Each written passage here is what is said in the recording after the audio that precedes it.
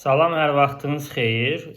Bugün dərsdə hazırlıqda şagirdlərdən biri təbii ki, evdə yaza bilmədiyi, işləyə bilmədiyi suallardan birini verdi ki, bu suala baxaq, mən evdə işləyə bilməmişəm. Mən də qayıtdım, dedim ki, sən bunu işləyə bilərsən məncə. Dedi, yox da bilməmişəm ki, soruşuram. Mən də dedim ki, gəl özün işlə. Əgər bu sualı işləyə bilsən, sənə Alpin Gold alacam.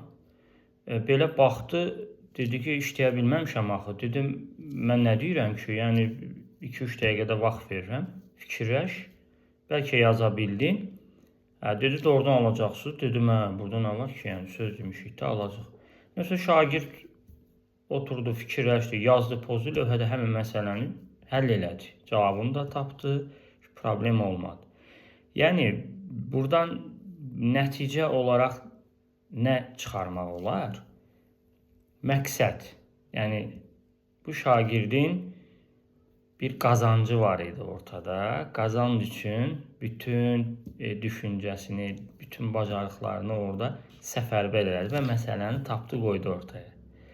Yəni, şagirdlərdə məqsəd olmayanda, nəsə bir amal olmayanda nəticəyə çatmaq çətin olur, dərs oxumaq da çətinləşir, dərsi başa düşmək də çətinləşir, məsələni həll eləmək də çətinləşir və s. Bunları uzatmaq olar. Demək ki, hər bir şagird qarşısına bir məqsəd qoymalıdır və məqsəd üçün bütün maneələri aşmalıdır. Əsas məsələ məqsəddir, məqsədə fokuslanmaqdır. Sağ olun, gecəniz xeyrə qalsın.